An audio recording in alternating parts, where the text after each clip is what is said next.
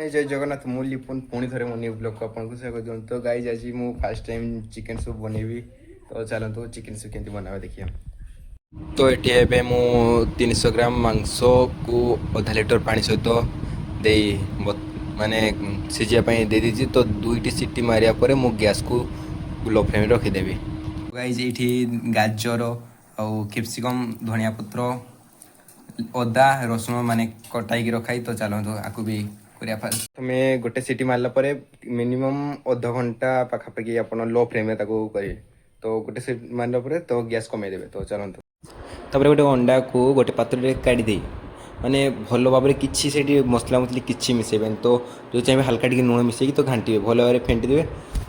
तापर आम चिकेन भी पूरा कुक हो जाता तो देखिली मो हाथ मारी तो पूरा सीझी जाता तो तापर